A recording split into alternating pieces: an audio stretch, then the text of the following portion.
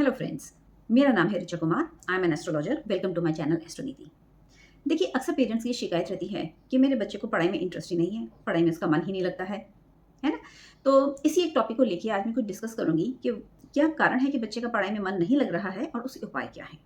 अब क्योंकि ये एक बहुत इंपॉर्टेंट टॉपिक है, इसलिए इसको मैं वास्तु और एस्ट्रोलॉजी दोनों व्यू पॉइंट से क्लियर करूंगी और बाद में मैं एक कुछ इंपॉर्टेंट इसके लिए switch numbers and switch phrases भी आपको बताऊंगी।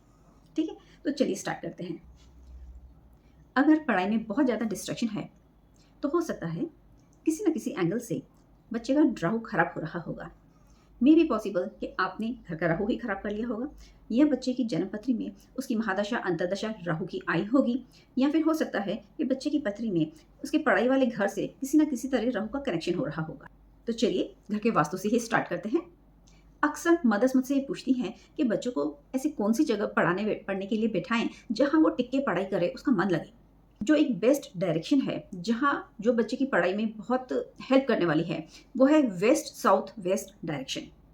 ठीक है, अब ये डायरेक्शन क्यों बोली? बिकॉज ये जो वेस्ट साउथ वेस्ट डायरेक्शन है, ये बहुत हेल्प करती है in education, in getting knowledge. किसी भी काम को करने का जो तरीका है वो यहाँ बैठकर जाना जा सकता है। इसे नो हाउ की डायरेक्शन भी बोलते हैं, राइट? तो ये सबसे पहले तो आप ये मुझसे पूछेंगे कि भैया अब हम कैसे पता करें वेस्ट साउथ वेस्ट हमारे घर पे कहाँ पर है। तो देखिए, बहुत ईजी है। या तो आप अपने मोबाइल पे कंपास निकाल के चेक कर लीजिए वेस्ट साउथ वेस्ट घर के कहाँ पड़ रहा है, या तो आप ये बात देखिए कि शाम को 4 बजे सूरज आपके घर के कौन सी दिशा में है। तो जिस दिशा में सूरज शाम के 4 बजे है, वही दिशा आपके घर की वेस्ट साउथ वेस्ट डायरेक्शन है। इस डायरेक्शन को आप जरूर यूटिलाइज करिए। अगर बच्चे की स्टडी टेबल वहाँ नहीं लग सकती, बच्चा नहीं बैठ सकता पढ़ने के लिए, तो आप एक काम कर सकते हैं, आप बच्चे की कुछ किताबें वहाँ पे उस डायरेक्शन पे रख दीजिए। आप बच्चे की स्टेशनरी रख दीजिए, पेंसिल बॉक्स रख दीजिए, नहीं तो बच्चे का आई कार्ड, मतलब किसी भी तरीके से सिंबॉलिक कनेक्शन ही कर दीजिए। रिप्रेजेंटेशन करना है हमको, बस उस डायरेक्शन को हमको यूज करना है बच्चे की पढ़ाई से रिलेटेड। ठीक है, अब नेक्स्ट डायरेक्शन कहाँ होती है जहाँ बच्चा बैठ के पढ़े? वो है नॉर्थ डायरेक्शन। अगर वहाँ भी बच्चा बैठ नहीं सकता है तो नॉर्थ को फेस करते हुए ही बच्चा बैठ के पढ़ाई करे, और अदरवाइज ईस्ट डायरेक्शन में भी बच्चा बैठ के पढ़ाई कर सकता है, या फिर ईस्ट को फेस करते हुए बच्चा पढ़े।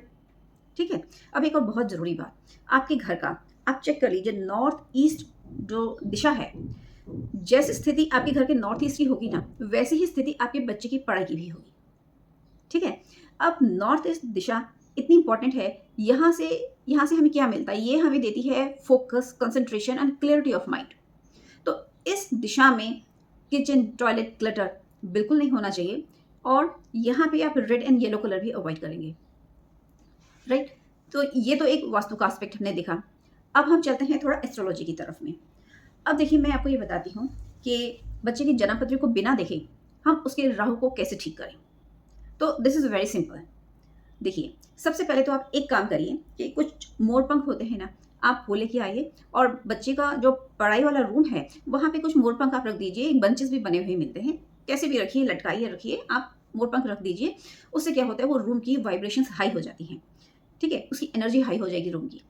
और दूसरा कि राहु को पॉजिटिव करने का बेस्ट मेथड यही है मेडिटेशन।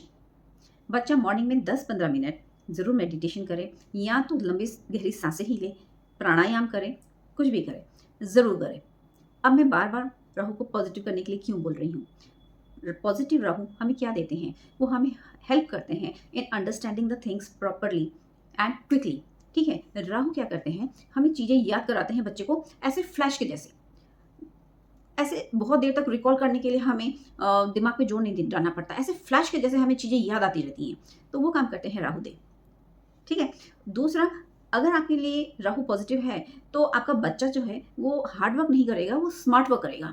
और यदि अगर राहु नेगेटिव इफेक्ट दे रहा है तो क्या होगा? दुनिया भर का डिस्ट्रैक्शन बच्चे के सामने आ जाएगा, इधर मोबाइल के रूप में या किसी भी रूप में, या मिसमैनेजमेंट ऑफ द टाइम। बच्चा समझ ही नहीं पा रहा मैं अपने पढ़ाई के टाइम को और अपने एंटरटेनमेंट के टाइम को कैसे संभालूं। ठीक है, अब जो मैं नेक्स्ट प्लैनेट की बात करने वाली हूँ वो है प्लैनेट मरकुरी। ये प्लैनेट मरकुरी है क्या? ये वो ज्ञान है जो बच्चा टेस्ट में लिख के आने वाला है।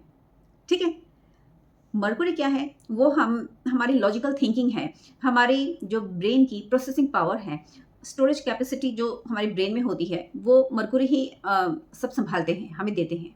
ठीक है? तो मरकुरी को पॉजिटिव रखना, बैलेंस रखना हमारे लिए बहुत ज़रूरी है। अब कैसे पता चलेगा मरकुरी पॉजिटिव है या नहीं? तो देखिए, आप एक चीज़ का ध्यान में रखिए, अगर आपका बच्चा माता-पिता के साथ में थोड़ा दुर्व्यवहार कर रहा है, अब्यूज़िव लैंग्वेज घर में यूज़ कर रहा है, या कोई अम, उसको आदत पड़ गई है, किसी एडिक्शन की आदत में पड़ गया है बच्चा, तो आप यकीन मानिए उसका मरकुरी खराब हो चुका है। ठीक है? अब देखिए, मरकुरी को हम बैलेंस रखें, पॉजिटिव रखें, इसके लिए क्या करना होगा? बहुत सिंपल है, ग्रीन पेन लेके आइए और डेली 4-5 लाइनें, चाहे थोड़ा-सा ही या एक पैराग्राफ, बच्चा ग्रीन पेन से डेली ज़रूर कुछ ना कुछ लिखेगा। ठीक है? दूसरा, आप अपने घर में थोड़े से पौधे रखिए, हरे-भरे पौधे रखिए और उनको मेंटेन भी करिए, राइट? और एक और मैं आपको बहुत सरल विधि बताती हूँ। देखिए, आपको करना ये है, बच्चे को करना ये है कि अपने नाक के नीचे एक पॉइंट होता है, ये वाला पॉइंट, ठीक है? यहाँ पे हल्के से प्रेस करना है, ऐसे करके। दिन में 7 से 8 बार करना है। इससे क्या होता है, ब्रेन के जो न्यूरॉन्स होते हैं, जो हमारा जो रिसेप्टिव कैपेसिटी होती है ब्रेन की, वो खुल जाती है। आप ये बोल सकते हैं, समझ सकते हैं कि हमारे दिमाग की खिड़की, दरवाजे खुल जाते हैं। ठीक है? देखिए, एजुकेशन के लिए दूसरा जो बहुत इंपॉर्टेंट कारक है, वो है जुपिटर एंड मून। ठीक है? अब जुपिटर कैसे अच्छे होते हैं? देखिए, जुपिटर के लिए इट इज़ वेरी सिंपल। आप क्या करेंगे कि आप अपना जो भी आपने किसी से कोई बात प्रॉमिस की है, आप उसको पूरा ज़रूर करेंगे। ठीक है? किसी से कुछ प्रॉमिस कर लेना है, किसी को कन्फर्मेशन देना कि हाँ, मैं ये काम कर देता हूँ और फिर बाद में हमसे हो नहीं पाता किसी भी कारण से, इससे हम अपने जुपिटर प्लैनेट को खराब कर लेते हैं। दूसरी बात, कभी भी फ्री की चीज़ों के पीछे नहीं भागना है। अगर सपोज़ आप मार्केट गए, कोई एक चीज़ के ऊपर दूसरी चीज़ आपको फ्री मिल रही है, that is fine, okay. But ऐसा नहीं है कि क्योंकि कोई चीज़ फ्री मिल रही है इसलिए मेरे को वहाँ पर जाना है। ठीक है? और अपने पेरेंट्स का और अपने टीचर्स का रिस्पेक्ट करेंगे और स्लैंग लैंग्वेज नहीं बोलेंगे, राइट? और मून को आपको पॉजिटिव रखना बहुत आसान काम है। दिन में 2 बार तो नहाइए। पढ़ाई के बीच-बीच में आप थोड़ा-थोड़ा पानी लीजिए, थोड़ी-थोड़ी गैप में पानी पीते रहिए। मदर की रिस्पेक्ट करिए। एक और ज़रूरी बात मैं आपको बताती हूँ, आप अपनी लाइफ में एक डिसिप्लिन मेंटेन करके रखिए। उससे क्या होता है, सूर्य हमारे स्ट्रॉन्ग होते हैं। देखिए, अगर लाइफ में डिसिप्लिन नहीं है, तो इस वक़्त जो भी प्लैनेट्स आपकी जन्म पत्री में पॉजिटिव हैं, स्ट्रॉन्ग हैं, वो भी आपकी हेल्प नहीं कर पाएँगे। अब मैं आपको कुछ बहुत ही जनरल सी बातें बता देती हूँ। जैसे सपोज़ अगर आप पढ़ाई करने बैठे हुए हैं, आपको 2 मिनट के लिए कहीं उठ के बाहर जाना है, वॉशरूम जाना है, कहीं पर भी जाना है, तो जाते वक़्त आप अपनी कॉपी किताब को बंद करके जाइए। उसको खुला छोड़ के नहीं जाएँगे, नॉलेज ड्रेन हो जाती है ऐसे, ठीक है? दूसरी बात, आप अपनी टेबल पे जो भी आपका ये जो दायरा है, जहाँ पर आप पढ़ने बैठते हैं, यहाँ पर आपको खाना नहीं खाना है। अगर आपको खाना खाना है, आप उठिए, अपनी कॉपी किताब बंद करिए, कहीं और जाके बैठ के खाना खाइए और वापस आके अपनी सीट पे बैठ जाइए पढ़ने के लिए सिर्फ़। ठीक है? और थोड़ा-सा ध्यान रखिए कि जहाँ पर आप बैठे हैं, आपके सामने एकदम से कोई वॉल ना हो। थोड़ा-सा ओपन स्पेस हो या कुछ प्लांट्स हो, ग्रीनरी हो, तो वो अच्छी बात है, बेहतर है। ठीक है? देखिए, कुछ अब मैं आपको बताती हूँ कि कुछ बहुत important switch numbers and switch phrases होते हैं, जो पढ़ाई में इंटरेस्ट है, पढ़ाई में मोटिवेशन बना रहे, कंसंट्रेशन बना रहे, हमें चीज़ें याद भी रहें और टेस्ट के टाइम सपोज़ हम कुछ भूल गए हैं, एकदम से हमें याद कैसे आना है? कैसे करें हम? तो इन सब चीज़ों के लिए कुछ स्विच वर्ड्स फ्रेजेस होते हैं जो मैं डिस्क्रिप्शन बॉक्स में लिख दूँगी नीचे, बिकॉज़ अभी मैं बताऊँगी तो ये वीडियो बहुत लंबी हो जाएगी। तो आप वहाँ से प्लीज़ चेक कर लीजिए और उसको यूज़ करिए, ठीक? तो ये सब कुछ तरीके हैं, आप इनको यूज़ करके देखिए। अगर आपको लगता है कि इन सब उपायों को करने के बाद भी बच्चे का पढ़ाई में मन नहीं लग रहा है, डिस्ट्रैक्शन कुछ ज़्यादा ही हो रहा है, तो डेफ़िनेटली आपको अपने घर का वास्तु और बच्चे की जन्म पत्री को प्रॉपर एनालिसिस करवाने की ज़रूरत है, राइट? यदि आपको मेरी इन्फॉर्मेशन अच्छी लगी है तो मेरे चैनल को लाइक करिए, सब्सक्राइब करिए और शेयर भी करिए और मेरे नेक्स्ट वीडियो का वेट करिए। Thank you. आपका दिन शुभ हो।